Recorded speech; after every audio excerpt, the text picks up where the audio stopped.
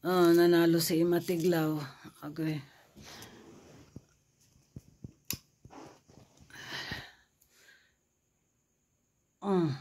May winner na, may pambato na tayo sa Miss Grand International 2025 na mag-back to back kay CJ.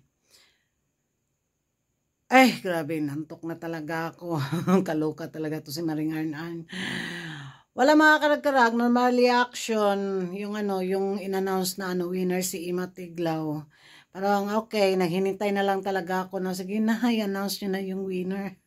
Pastilan. At deserve naman, masasabi natin nag-perform naman talaga si Ima Tiglaw, Hakot Award, di ba? Grabe. At meron talaga siyang winning aura mga karag-karag para sa akin, kaya hinintay ko na lang talaga na kaya mga tulog ta, mga tulog ta.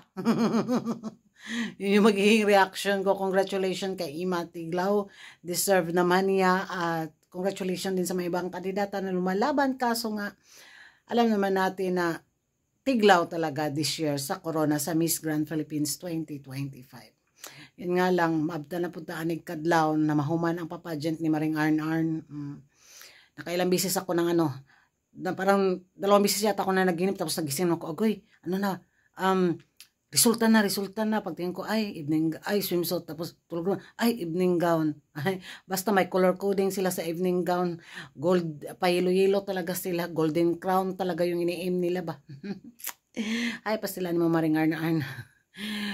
Yan ang mga karag-karagan na yung magiging reaction ninyo sa pagkapanalo nga ni Ima Tiglaw bilang Miss Grand Philippines 2025. Isa rin ba kayo sa nabigla, natuwa, nagulat, or normal reaction gaya ko? Magigay tayo sa comment section, at kung hindi ka pa nakapag-subscribe sa YouTube channel ko, don't forget to like and subscribe ko na karag. Ang babae lagi nagkarag-karagan. Hit the notification bell para update kayo sa mga latest kaganapan at late na intriga sa mundo ng beauty pageant. And good night na talaga sa inyong lahat. Di na talaga kaya ng mata ko. Bye-bye.